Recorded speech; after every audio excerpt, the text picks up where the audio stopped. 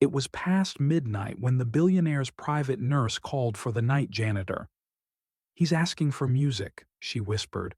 "Something soft. Something human." In a quiet wing of Dubai's most exclusive hospital, billionaire Ihsan Malik lay in silence, surrounded by machines, medicine, and a body slowly giving out. The world called him the Desert Titan, a ruthless oil mogul turned tech magnate worth over $19 billion. But now he was just a man waiting to die. No friends, no family, just a cold room and an unspoken countdown. Until that night. The janitor, a 13-year-old orphan named Noor, was technically not even supposed to be working. She had lied about her age, swept floors during night shifts, and cleaned toilets for barely 300 dirhams a week, just enough to send food to the orphanage she had run away from. She was small, barefoot inside worn slippers, and always humming. That's why the nurse called her. "She hums lullabies like a mother," the nurse had told another doctor once. "It's haunting." That night Noor entered the room quietly. She had no idea who the man was.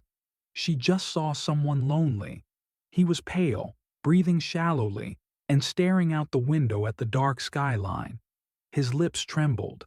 His fingers tapped against the sheets like he was searching for something. "Would you like me to sing?" she asked, her voice barely louder than breath. His eyes slowly turned to her. One weak nod.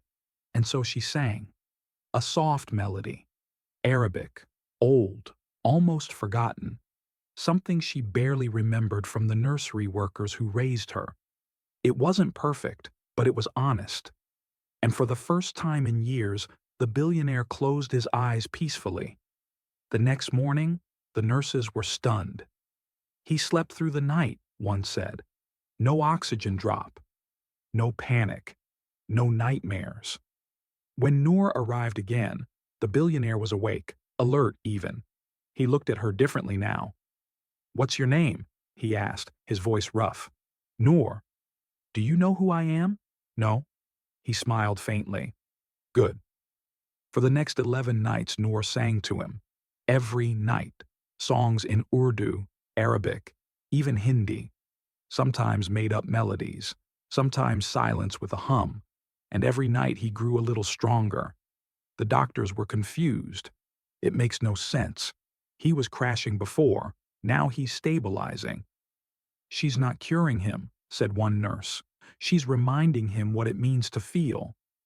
Then came the 12th night. Noor didn't show up. The nurses searched the entire hospital. She'd been caught. Security had found her sleeping in the laundry room and reported her. The director ordered her removed immediately. But before they could send her away, a lawyer arrived. He held a handwritten note from Ehsan Malik. "Let the girl in, or I'll shut this hospital down." That night Noor stood at the door of his room, unsure. He smiled. "You didn't come. I missed your voice." I got in trouble. I own the trouble." She giggled. "You're not so scary." "Good. That means I'm healing." On the 14th night, he made her an offer. "Will you stay with me? Like a nurse? Number like a daughter." Noor's eyes widened. "I don't understand." He told her everything. How he had a son once. A boy named Ayan, who died in a car crash 20 years ago. How his wife left him. How money became his shield. And how her voice had brought him back from a place no doctor ever could. "I don't want to die alone," he whispered. "And I don't want you to grow up unseen." By the 21st night, he was walking again. Slowly. With help. But walking.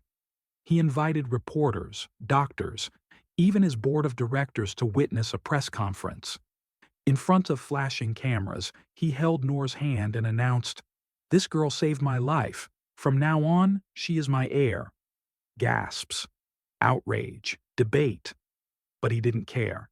He rewrote his will, sold half his properties, and set up a foundation under Noor's name to build schools, shelters, and music therapy centers across the Middle East.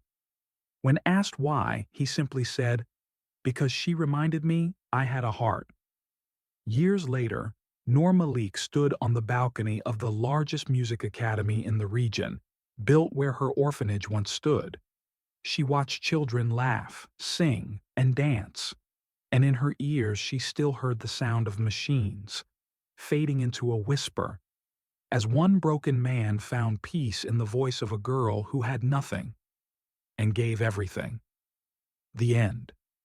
Like, comment, and subscribe for more powerful real-life stories that will touch your soul.